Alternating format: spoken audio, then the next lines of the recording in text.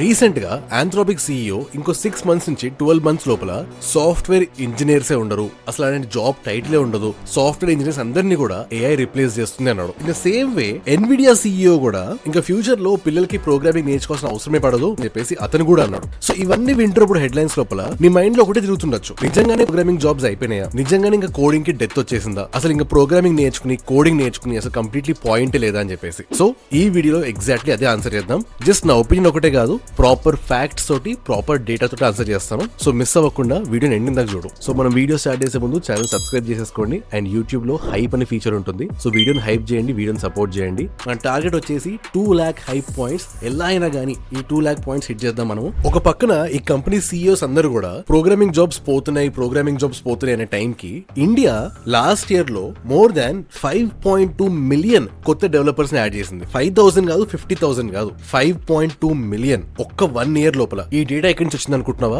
GitHub వాళ్ళ official report నుంచి. Globally ఇప్పుడు India second largest developer community ఉన్న కంట్రీ అండ్ ఫస్ట్ ప్లేస్ లో ఉన్న US ని 2028 కల్లా మనం క్రాస్ చేసేస్తాం. సో నిజంగానే AI మొత్తం కోడ్ అంతా రాసేస్తుంది, అసలు ఇంకా మనుషులు అవసరం పడట్లేదు అనుకుంటే మరి జాబ్ మార్కెట్ ఎందుకు డిఫరెంట్ గా చెప్తుంది? బయట మనం జాబ్ మార్కెట్ సంగతి చూసుకుంటే ఎవరికైతే ప్రోగ్రామింగ్ వచ్చో వాళ్ళని రికార్డ్ నంబర్స్ లో హైర్ చేసుకుంటున్నారు, వాళ్ళకి హైయెస్ట్ సాలరీస్ ఇస్తున్నారు. అది ఎలా పాసిబుల్ అవుతుంది? దీన్ని అర్థం చేసుకోవాలి అంటే ఒక సింపుల్ ఎగ్జాంపుల్ చెప్తా చూడు. చాలా ఇయర్స్ ముందు కన్స్ట్రక్షన్ చేయాలన్నా, డిగ్గింగ్ చేయాలన్నా ఇప్పుడు మన దగ్గర ఉన్నట్టు అప్పట్లో JCB మెషిన్స్ ఉండేవి కావు. అప్పుడు ఏం చేయాల్సి వచ్చేది? 100 మంది వచ్చి మాన్యువల్ గా తవ్వాల్సి వచ్చేది. బట్ రీసెంట్ టైమ్స్ లో JCB మెషిన్స్ రావడం వల్ల ఒక 100 people చేయాల్సిన పని ఆ ఒక్క మెషిన్ చేసి పెట్టేస్తుంది. సో దీంతో మొత్తానికి కన్స్ట్రక్షన్ వర్కర్ జాబ్ పోయిందా? Absolutely not. ఎవరైతే ఒకప్పుడు కన్స్ట్రక్షన్ చేస్తున్నారో వాళ్ళే ఇప్పుడు మెషిన్స్ ఆపరేట్ చేస్తున్నారు, సైట్స్ ని మేనేజ్ చేస్తున్నారు, స్ట్రక్చర్స్ ని డిజైన్ చేస్తున్నారు. సో వాళ్ళ రోల్స్ అన్ని కూడా చేంజ్ అవుతూ వచ్చాయి. At the same time construction industry కూడా కంప్లీట్లీ పడిపోలేదు, ఇంకో 100 times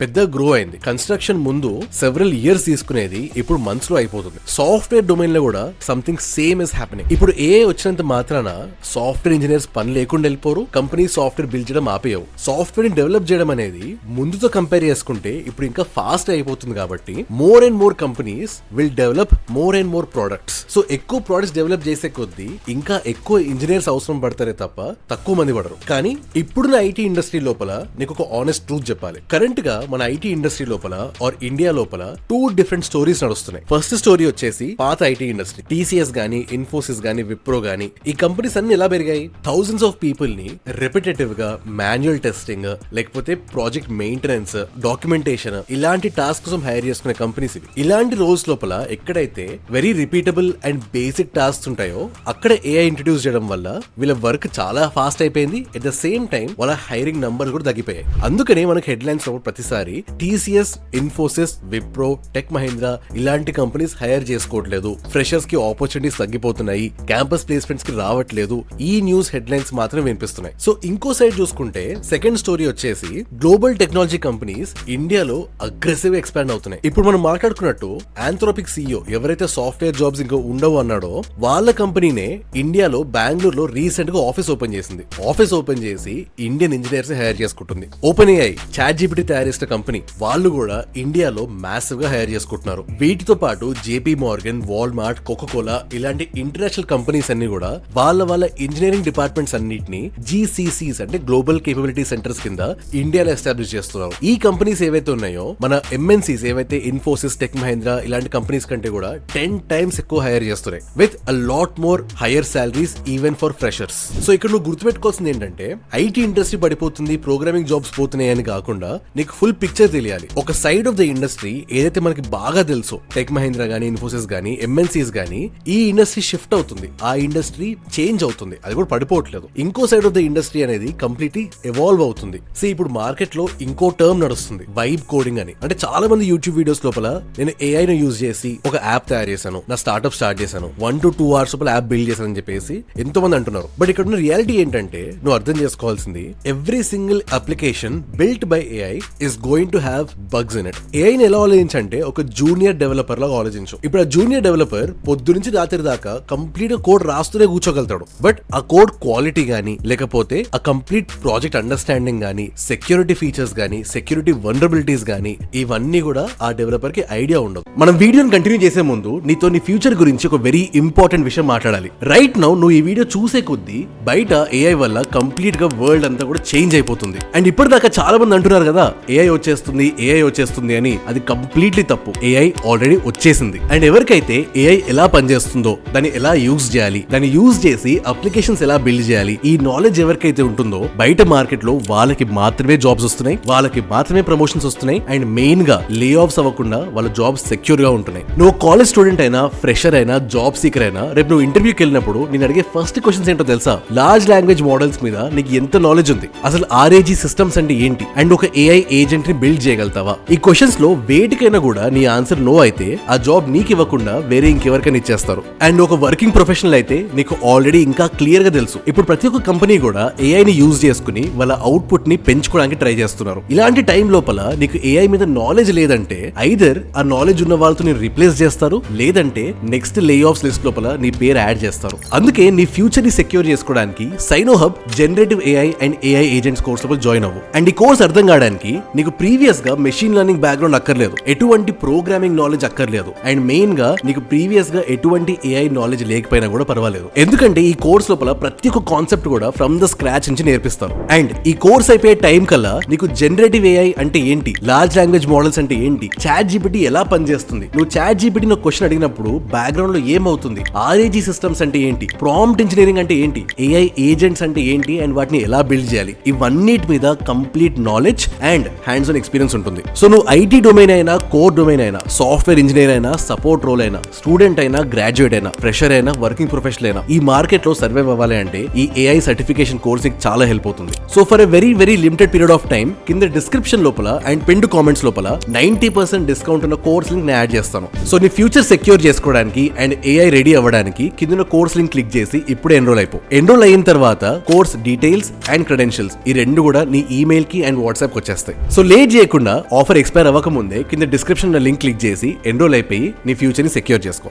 ఇంకో మెయిన్ ప్రాబ్లం ఏంటంటే AI కి ఒక పెద్ద మెమరీ ఇష్యూ ఉంది. లెట్స్ సే ఇప్పుడు నీ యాప్ లోపల 15 ఫీచర్స్ ఉన్నాయి అనుకో, AI కాంటెక్స్ట్ లోపల ఆర్ మెమరీ లోపల ఆ 15 ఫీచర్స్ గుర్తు పెట్టుకోలేదు. ఒక ఫీచర్ అయిపోయిన తర్వాత it forgets that feature and moves to a new feature. దీని వల్ల ఏమవుతుందంటే ఒక ఫీచర్ కి ఇంకో ఫీచర్ కనెక్షన్ మిస్ అవ్వడం గానీ, లేకపోతే ఈ ఫీచర్ ఇంప్లిమెంటేషన్ మధ్యలో సెవరల్ బగ్స్ ఉండడం గానీ, రిపీటెడ్ కోడ్ రావడం గానీ, పర్ఫార్మెన్స్ లాగ్ అవ్వడం గానీ, ఇలాంటివన్నీ అవుతాయి. ఆన్ పేపర్ చూడడానికి AI కోడ్ రాస్తుంది, ఆ కోడ్ చూడడానికి కూడా కరెక్ట్ అనిపిస్తుంది. But unless and until you're an experience engineer నీకు ఎగ్జాక్ట్ గా అర్థం కాదు ఆ కోడ్ ఎఫిషియెంటా కాదా, ఆ కోడ్ వర్క్ అవుతుందా కాదా, ఒక బగ్ వచ్చిందంటే దేని వల్ల వచ్చింది అని ఎలా సాల్వ్ చేయాలి అని చెప్పేసి. సో ఇప్పుడు మెజారిటీ ఆఫ్ ద కంపెనీస్ కూడా ఏమవుతుందంటే డెవలపర్స్ AI తో కోడ్ రాస్తున్నారు అండ్ ఫాస్ట్ గా వాళ్ళ వర్క్ అయిపోగొట్టుకుంటున్నారు. That is a fact. But at the same time అదే డెవలపర్స్ అడిషనల్ టైం ని AI రాసిన బగ్స్ ని సాల్వ్ చేయడానికి, AI రాసిన కోడ్ ని మళ్ళీ వెరిఫై చేయడానికి కూడా స్పెండ్ చేస్తున్నారు. సేమ్ ఇలానే ఇండస్ట్రీ లోపల ఇంకో టర్మ్ స్టార్ట్ అయింది, prompt engineering or prompt engineer అని చెప్పేసి.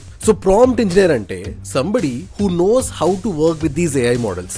నేను ప్రాంప్ట్ ఇంజనీరింగ్ అంటే ఏంటో వెరీ సింపుల్ టర్మ్స్ ఎక్స్ప్లెయిన్ చేస్తాను, సో కన్ఫ్యూజ్ కాకుండా అర్థం చేసుకో. ఇప్పుడు నీకు ఒక AI మోడల్ నుంచి చాట్ జీపీటీ గానీ, జెమినై గానీ, క్లాడ్ గానీ ఇలాంటి ఒక AI మోడల్ నుంచి నీకు ఒక రెస్పాన్స్ కావాలి అంటే దాన్ని అడిగే క్వశ్చన్ ని ఎలా ఫ్రేమ్ చేస్తావు అనేది ప్రాంప్ట్ ఇంజనీరింగ్.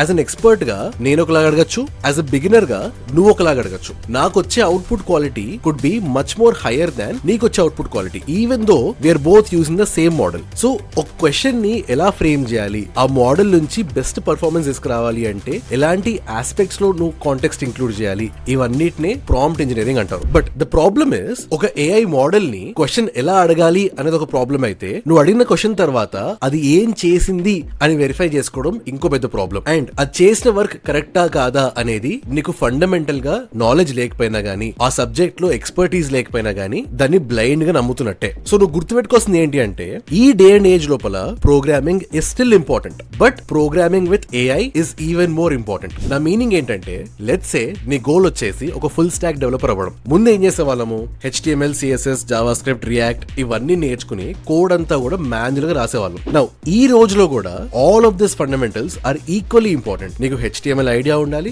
JavaScript ఐడియా ఉండాలి, React ఐడియా ఉండాలి, బట్ నీకు ఆల్సో ఏం ఐడియా ఉండాలంటే ఈ కోడ్ మొత్తాన్ని మాన్యువల్ గా రాయడమే కాకుండా యాంటీ గ్రావిటీ, కోడెక్స్ ఇలాంటి కోడింగ్ ఏజెంట్స్ తో గానీ, లేకపోతే కోడింగ్ ఐడిఈస్ తో గానీ ఎలా జనరేట్ చేయాలి, అండ్ ఆ జనరేట్ చేసిన కోడ్ ని ఎలా డీబగ్ చేయాలి, ఎలా వెరిఫై చేసుకోవాలి, ఎలా బగ్స్ ని ఐడెంటిఫై చేసి ముందే ఫిక్స్ చేసుకోవాలి, ఇదంతా కూడా నీకు ఐడియా ఉండాలి. సో ఎవరైనా కొత్తగా ప్రోగ్రామింగ్ నేర్చుకుంటున్నారంటే వాళ్ళకి నా అడ్వైస్ వైజ్ ఏంటంటే ఇర్రెస్పెక్టివ్ నువ్వు ఏ ప్రోగ్రామింగ్ లాంగ్వేజ్ నేర్చుకున్నా గానీ, పైథాన్ గానీ, జావా గానీ, ఫుల్ స్టాక్ గానీ, వాట్ ఎవర్ ఇట్ ఇస్, నీకు ఒకసారి ప్రోగ్రామింగ్ ఫండమెంటల్స్ వచ్చిన తర్వాత when you build projects to get some experience, same అదే ప్రాజెక్ట్ ని 2 times బిల్డ్ చేయి. ఫస్ట్ టైం బిల్డ్ చేస్తున్నప్పుడు నీ ఓన్ బ్రెయిన్ యూజ్ చేసి, నీ స్కిల్స్ యూజ్ చేసి, ఏఐ వాడకుండా కంప్లీట్ గా ఫ్రమ్ ద స్క్రాచ్ బిల్డ్ చేయి. దాంట్లో వచ్చిన బగ్స్ వచ్చినా గానీ, ఇష్యూస్ వచ్చినా గానీ సొంతంగా డీబగ్ చేయి. Second time once the project is finished, same అదే ప్రాజెక్ట్ ని కంప్లీట్ గా ఏఐ తో బిల్డ్ చేయి. సెకండ్ టైం నువ్వు చేస్తున్నప్పుడు నీకు ముందు చేసిన ఐడియా ఉంటుంది కాబట్టి ఎటువంటి బగ్ వచ్చినా కూడా, ఎటువంటి ఇష్యూ వచ్చినా కూడా నీకు ముందే క్లియర్ గా ఐడియా వచ్చేస్తుంది. సో దీంతో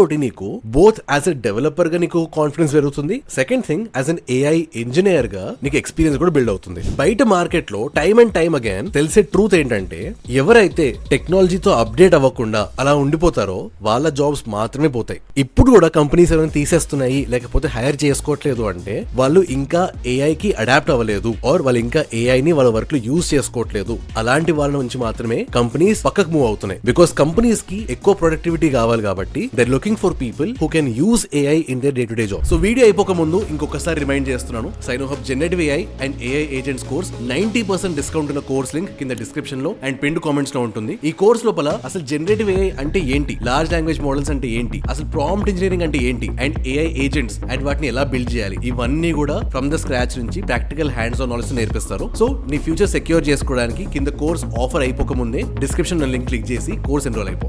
సో ఐ హోప్ ఈ వీడియో ఇక్కడ చూసావంటే నీకు వాల్యుబుల్ అనిపించింది అనుకుంటున్నాను. వీడియో నచ్చిందంటే సబ్స్క్రైబ్ చేసుకో. నెక్స్ట్ లాంటి టాపిక్స్ మీ వీడియోస్ కావాలి కింద కామెంట్ సెక్షన్ చెప్పండి. And I'll see you in the next video.